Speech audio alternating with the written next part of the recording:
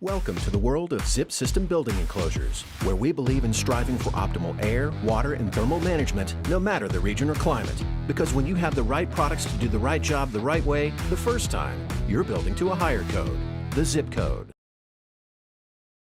I'm Jake Bruton, and today I want to talk to you about a few weird framing details that are just particular to this job. We're at our Discovery project. This has a wood foundation, but we're not going to talk about that. We're going to talk about the stuff upstairs. Let's do it now. Okay, we are in the upper floor. This is like our grade level floor. The other part is the basement. That's the wood foundation. Go and look for that video. We did one with Matt Reisinger and we did one here on this channel. But let's talk about some of the stuff that happens up here, and let's talk about why those things are important and why there's all kinds of other thought that happens up here outside of that. So, number one, there are some things that people talk about that I think aren't necessarily important, that our jurisdiction allows that others don't, and that is code approved. Number one, we have split jacks, or some people call them cripples. Underneath our window, we have a continuous sill that runs from our king stud to king stud, and then we have a jack underneath. Some municipalities make us run that continuous because they call that a hinge point in that assembly. We're not high wind load and we're not high seismic.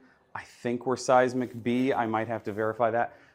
So that's not incredible seismic. It is a little more than some places in the country, but we're not high seismic, and so therefore we're not particularly worried about an occurrence here, and we're allowed to rack in that four-sided box and then just stuff jacks underneath of it, or cripples underneath of it, depending on your terminology.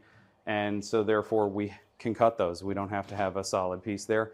It means that we can cut all four sides of that window opening off-site on a rain day, or we can have somebody start prepping that out while we're squaring the foundation or squaring the framing on this elevation. It saves a little bit of time, makes our life a little bit easier.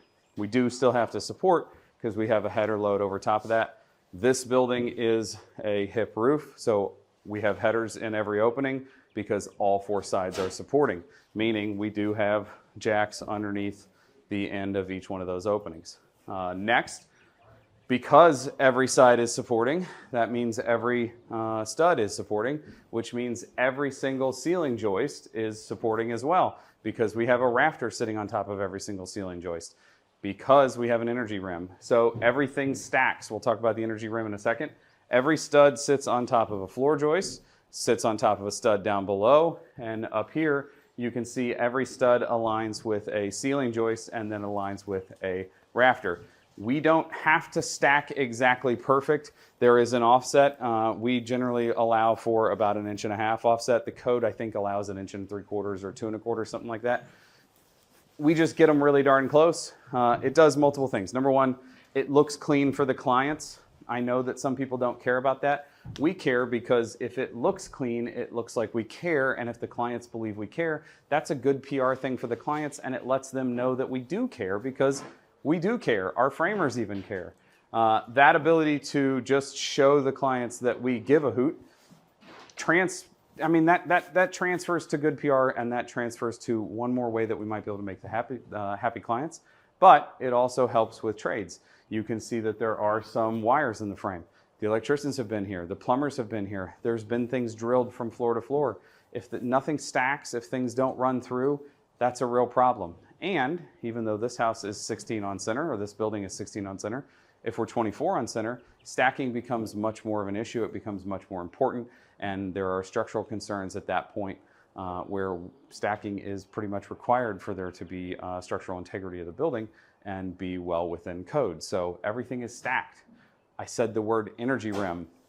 When we do trusses, we order things with what we call an energy heel. So in our market, climate zone 4 or 4A, we might order a truss with an 11-inch heel, meaning at the outside face of the wall, we might get an 11 or 12-inch heel height. So the truss is that tall at the edge of the wall. Here, this building is not necessarily energy focused, and we have budget concerns, and so we don't want to spend a ton of money on insulation and a ton of money on energy, but we want to give it a little bump like our minimum standards. So here we have a 2x8 ceiling joist with a 2x8 rim joist around the outside. So almost like we're framing a floor on top of this wall assembly, we have a 2x8 that rims the entire building. That 2x8 gives us a minimum of 8 inches of insulation. And then we have our 2x6 ceiling joists that come, or rafters that come down on top of that.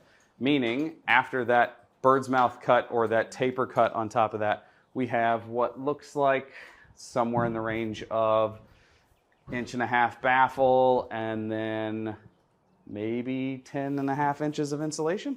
So now we don't have a compromised insulation assembly out there at the edge because our wall is a 2x6 and above the wall we have 10 inches of insulation. Yeah, when we get to the rest of the attic, we'll have 16, 18 inches of insulation. We are a little more compromised out there at the perimeter, but it's way better than it would be if we just had a 2x6 come down and bird's mouth cut on top of the wall plate. We're considering that all the way around. That 2x6 or 2x8 energy rim is something that I learned in the early 2000s from the guys that I was working with when I worked for Aero Building when my dad owned the company. And it's still something that I go on job sites and I don't see other framers do. I'm not sure why that doesn't exist.